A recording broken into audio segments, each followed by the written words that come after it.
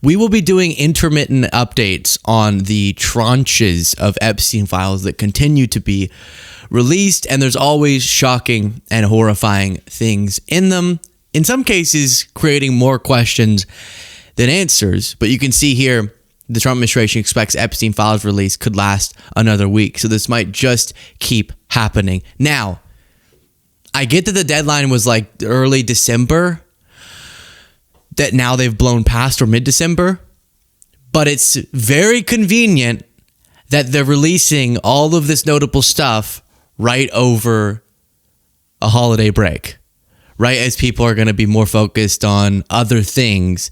And it's kind of that release the bombshell stories late on a Friday type of energy, but now going into Christmas. You had Trump posting, "This is what the Democrats do to their Republican opponent who is leading them by a lot in the polls.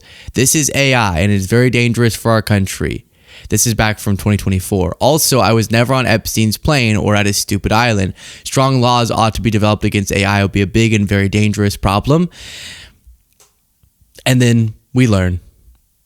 New doc dump reveals how often Trump flew on Epstein's plane, including with Ghislaine Maxwell. So that part debunked, that he's previously denied, is absolutely something he's done. The flight records we received yesterday reflect that Donald Trump traveled on Epstein's private jet many more times than previously had been reported, including during the period we would expect to charge in a Maxwell case. So there's that. Before the Department of Justice released 30,000 new pages of documents, they had to send out this disclaimer because of what I'll show you, including an allegation of rape against Trump.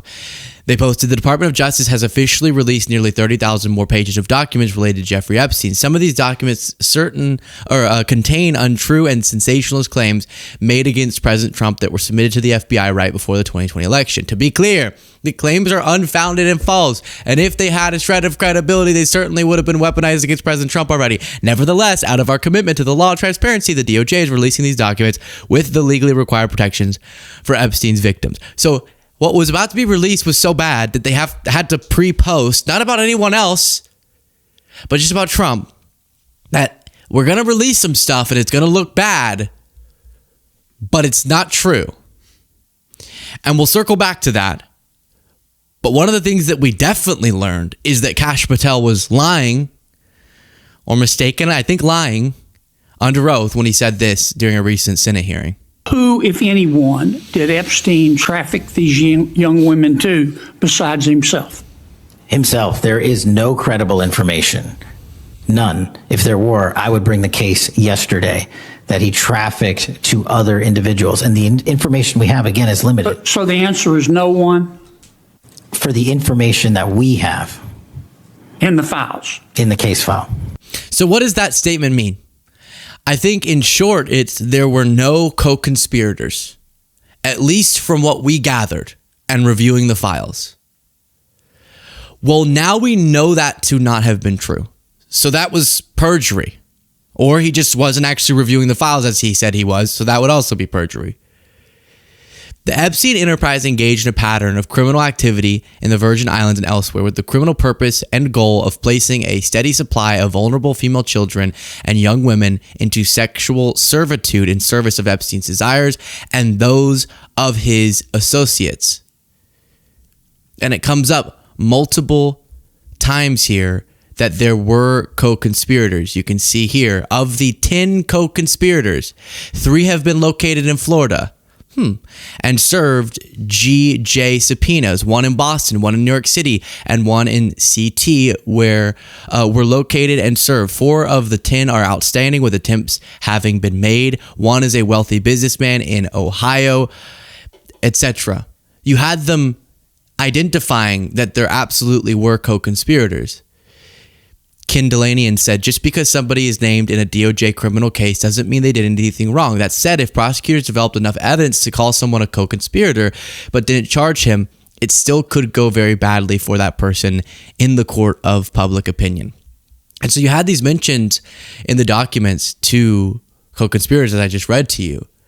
And Kash Patel saying there's no evidence of anyone being trafficked to other than Epstein.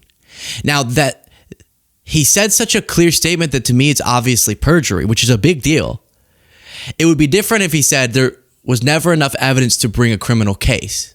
That would be different. That's not what he said. He was like, we have no reason to believe. Yes, you do. Not just us connecting dots, but it actually being described in the exact way that you're saying it was never described. Unbelievable.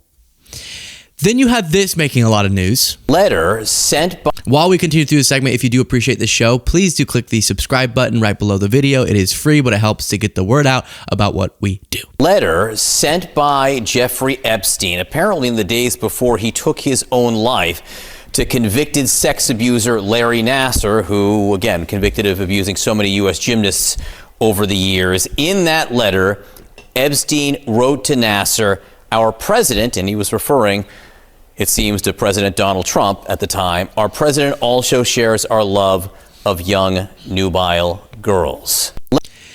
Now, after that came out, Larry Nassar, disgusting predator, pedophile, then Epstein, two peas in a pod. Then you had the FBI coming out and saying that letter was fake. And I guess there is some reason to believe that it could have been. So let's make sure that we're accurate on that. But just the chaos of this all. They've been posting stuff, deleting stuff, posting documents that are redacted. Look at this. And then you can unredact them, which defeats the purpose of redactions. Internet sleuths reveal hack to undo Epstein file redactions. You can copy them and then paste them in a document and whoops. The Justice Department, I've just never seen this type of incompetency. The Justice Department on Tuesday said a postcard depicting Jeffrey Epstein indicating President Trump loved young girls was a fake, saying the document has been flagged for the FBI at the time. The writer portends to be Epstein writing to Larry Nassar, the former sports doctor convicted of serial sexually abusing underage female gymnasts while they were both in prison. However, the postcard was sent 3 days after Epstein's death and was also sent from a Virginia prison. Epstein was held in New York. The FBI has confirmed this alleged letter from Jeffrey Epstein to Larry Nassar is fake. The fake letter was received by the jail and flagged for the FBI at the time. So what a lot of people took note of is they conclude they whipped themselves into shape, did an investigation, confirmed it was fake in like 2.5 hours. Everything else has been slow moving on this. Oh, we're going to miss the deadline. Sorry, we've been redacting and redacting and redacting and redacting. Then they still miss redactions of victims, but are redacting co-conspirators. What? But then here, woo, they can move fast. They can move very fast when it's clearing Trump's name on the Larry Nassar letter. Now, do we know it's fake? Oh, it was 3 days after Epstein died. What if it's evidence he's not dead? You ever thought of that? Well, he's dead, so... Bill, I wasn't even going to bring you up. Gosh, you're always butting in. All right, so this is the real disturbing part. Time reporting, unnamed victim alleges Trump raped her. Among the newly released materials in an FBI case file dated October 2020 that contains an allegation of rape involving Trump. The document does not identify the source of the allegation, as names and other identifying details have been redacted. The file references an account from a limousine driver whose name has been redacted, who reported a very concerning phone conversation involving Trump while driving him to an airport in 1995. According to the document, Trump repeatedly said the name Jeffrey during the call and made references to abusing some girl. If that's true, not only is it sickening and horrifying, it's so dang stupid. Sitting with someone else listening and you say explicitly abusing some girl, you psychopath. The document further states that an unnamed individual alleged that he raped me, referring to Trump, and that Donald J. Trump had raped her along with Jeffrey Epstein. The statement continues, some girl with a funny name took me into a fancy hotel or building. That's how it happened. The fancy name could be a reference, or the funny name, could be a reference to Ghislaine Maxwell. Obviously, that is a pretty unique name. And later, I guess the Time magazine piece on this doesn't mention it, but the document continues to say this: redacted advised redacted to call the police regarding the incident. As redacted stated, I can't, they will kill me. On Christmas Day, redacted contacted redacted, stated she had in fact called the police about what they had talked about. Redacted told redacted she had done good. Redacted did not hear from redacted or redacted until January 10th, 2000. Redacted reached out to Redacted, stating Redacted was dead, and noted she was found with her head blown off in Oklahoma. Officers on the scene and Redacted stated there was no way it was suicide. Coroner stated it was a suicide. Redacted later stated Redacted committed suicide because Redacted had gotten cocaine from a Mexican drug cartel. Redacted feels the murder is a cover for Ghislaine. So that's a document that was in their possession that contained an allegation. We don't know the source. We don't know the validity or lack thereof. But that's one of the things that was generating traction. It would be important, and maybe this has already happened, for it at least to be looked into and for us to get some explanation on why that was a part of their files. And then you have this. Redacted knew about criminal activity which happened in multiple states on airplanes, etc. Redacted claimed that there were films of men who were recorded. These men are prominent figures such as Epstein, President Bill Clinton, and President Donald Trump. Maxwell is also on the tapes.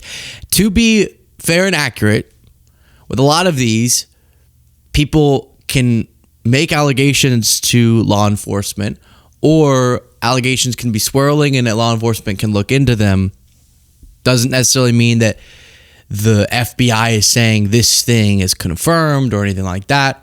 I do want to add that context, but as the context is building, it gets more and more disturbing, regardless of which individual story here we believe. And then if there were tapes, which is the big thing that people were wondering is, didn't we have a reason to believe that Epstein recorded a lot of stuff, but then didn't it ever seem like that would be confirmed by law enforcement? Wouldn't that be a way to easily bring cases against other men involved? And then you have this talking about Trump had invited them to a party at Mar-a-Lago, but they were told it was a party for prostitutes. So another allegation. You then have Jeffrey Epstein's brother filing with the FBI to claim Jeffrey Epstein was murdered in his jail cell. I have reason to believe he was killed because he was about to name names. I believe President Trump authorized his murder. So again, he's saying he believes, that's his suspicion. Crazy world. I don't know why I have this clip. What is this? Well, it's true. It's true. You know it's true. I mean, it happens to be true. All right, we don't know if it's true. We don't know if it's true. We don't know if it's true, Hillary. All right, just take it down a notch. Just a notch, okay? All right, so that's what we know. As of now, we'll continue keeping you updated as the days go along. This is how I'm going to spend my Christmas, is seeing if there's anything else that I need to update you on in terms of one of the most disturbing stories in the world.